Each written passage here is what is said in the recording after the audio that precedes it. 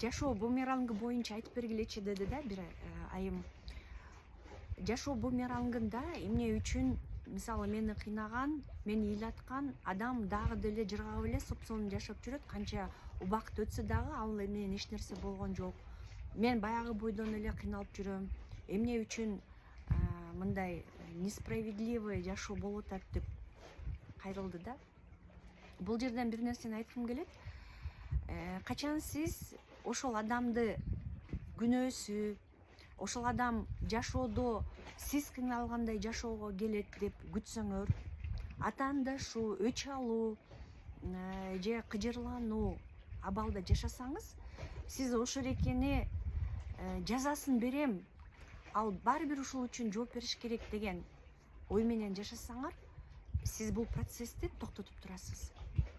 Себеби дегенде бул жашоо антип деле өзү баарын ордоруна алып келип коет. Сиз башка бир ролду ойноп атасыз да.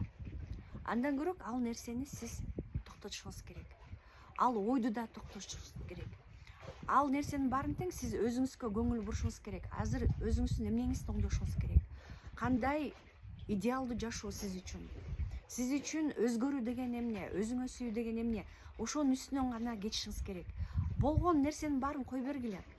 Себеби дегенде качан сиз кой бергенде мээңиз бош болгондо, пустой болгондо, бул жашоо бумерангыбы, жашоо мыйзамдары өздөрү эле иштейт. Азыр сиз ал нерсеге жол бербей жатасыз. Сиз азыр ошону өч алуу ролунда болуп атасыз. Оюңузда дайыма ошол ситуация, ошол абал, ошол убакыт болуп атат да. Мындай дал иштебейт. Ошондуктан адам өзүнүн мээсин башка нерсе менен гана алек болгондо өзүңүз менен азыркы учурда. Ошондо бардык нерсе өзүнүн ирети менен кетет. Түшүнүп атасызбы?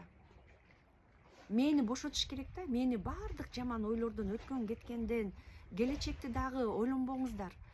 План коюш керек, ооба, бирок күнүгө эле ал жана тынчсыздануу менен көз караштын кереги жок. Бул дүйнөдө бир дагы жаман нерсе, бирөөнүн тагдырын бускан адамдар жыргап жашап кетпейт. Ар бир адам өзүнүн кармасын, өзүнүн сабагын алат. Ошол нерсени унутпаңыздар.